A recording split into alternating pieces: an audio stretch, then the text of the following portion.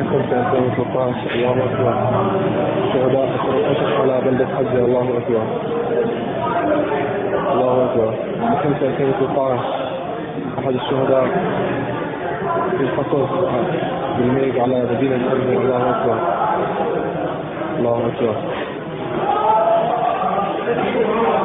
Tahun 2013 yang lalu sempat terjadi banjir besar di sekitaran Madinah, termasuk wilayah Jabal Uhud ini, sampai menggenangi sebagian daerah pemakaman bagi syuhada Uhud, yang Masya Allah ketika itu terjadi ternyata terbukalah atau nampak sebagian jasad dari para syuhada ini, di antaranya jasad paman Nabi Hamzah radhiyallahu taala anhu.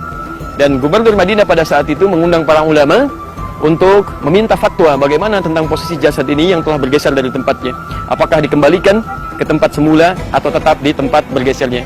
Dan Masya Allah, ketika para ulama menyimpulkan untuk dipindahkan kembali ke tempat asalnya dan akan diangkat dipindahkan, selain jasadnya masih utuh selama belasan abad yang lalu, dan juga terjadi peristiwa yang sangat luar biasa. Jasad sahabat Hamzah radhiyallahu taala anhu ketika akan dipindahkan, ternyata dari dada yang terbelah itu masih keluar darah segar yang ditampilkan oleh Allah. Bismillahirrahmanirrahim. Assalamualaikum warahmatullahi wabarakatuh. Sahabat muslim, kami bersama kawan-kawan, ya teman-teman kita semua sekarang sedang berada di satu tempat yang sangat bersejarah. Tempat di antara pertemuan antara pasukan orang-orang beriman dengan pasukan-pasukan kafir atau yang tidak beriman, yaitu di daerah Uhud atau dikenal dengan Jabal Uhud.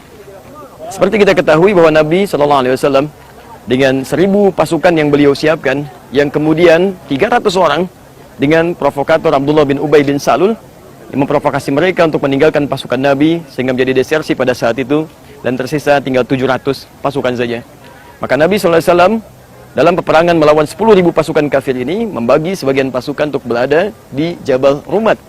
Tempat inilah yang diposisikan oleh Nabi SAW secara strategis untuk menempatkan pasukan pemanah yang bisa mengontrol ya peperangan dengan pasukan kafir. Yang bisa kita lihat itulah Gunung Uhud yang terhampar dengan cukup luas, dan pertarungan berlangsung di daerah datar ya di sekitaran Jabal Uhud ini yang bisa kita lihat, yang sekarang sudah ditempati oleh banyak orang dengan banyak pedagang. Maka dari pasukan kafir sudah dipelajari bagaimana karakteristik pasukan orang-orang muslim saat berperang, dan disimpulkan bahwa mereka tidak hanya semangat berperang karena imannya, tapi juga senang menikmati kemenangannya dengan cara mengejar ghanimah atau harta rampasan perang secepat-cepatnya. Tatkala Khalid bin Walid menyadari tentang keadaan itu, beliau kemudian membagi pasukan kafir kepada dua bagian utama.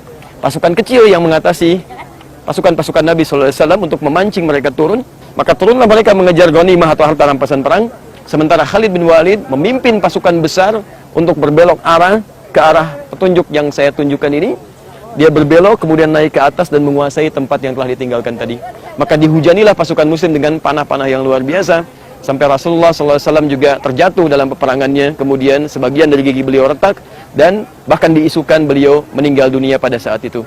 Maka dimanfaatkanlah situasi oleh pasukan kafir, termasuk Wahsy yang disiapkan oleh Hindun, untuk bisa mengarah dan menyasar satu seorang pejuang paman Nabi SAW, yaitu sahabat Hamzah radhiyallahu taala anhu.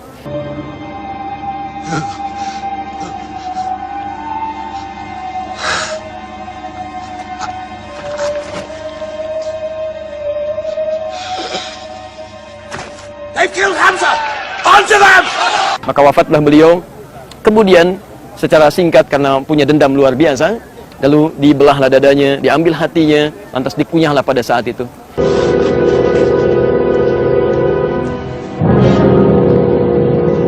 Di tahun 2013 yang lalu sempat terjadi banjir besar di sekitaran Madinah, termasuk wilayah Jabal Uhud ini, sampai menggenangi sebagian daerah pemakaman bagi syuhada Uhud, yang Masya Allah ketika itu terjadi ternyata terbukalah atau nampak sebagian jasad dari para syuhada ini, di antaranya jasad paman Nabi Hamzah radhiyallahu taala anhu. Dan gubernur Madinah pada saat itu mengundang para ulama untuk meminta fatwa bagaimana tentang posisi jasad ini yang telah bergeser dari tempatnya. Apakah dikembalikan ke tempat semula atau tetap di tempat bergesernya. Dan Masya Allah, ketika para ulama menyimpulkan untuk dipindahkan kembali ke tempat asalnya dan akan diangkat dipindahkan, selain jasadnya masih utuh selama belasan abad yang lalu, dan juga terjadi peristiwa yang sangat luar biasa. Jasad sahabat Hamzah radhiyallahu taala anhu ketika akan dipindahkan, ternyata dari dada yang terbelah itu masih keluar darah segar yang ditampilkan oleh Allah Subhanahu wa taala sebagai ibrah untuk kita semua. Quran surah ketiga Ali Imran ayat 169. Wala tahsabanna alladziina qutilu fi sabilillahi amwat bal ahya'un 'inda rabbihim yurzaqun.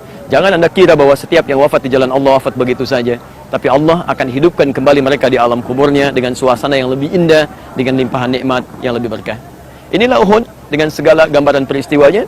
Di tempat ini pula dalam perjalanannya Al-Maidah 51 diturunkan sebagai pengingat kepada kita bagaimana bahayanya orang-orang munafik dan juga bagaimana iman kita bisa ditingkatkan kepada Allah Subhanahu wa taala. Semoga kita termasuk bagian di dalamnya dan diwafatkan dalam keadaan syuhada insyaallah. Assalamualaikum warahmatullahi wabarakatuh.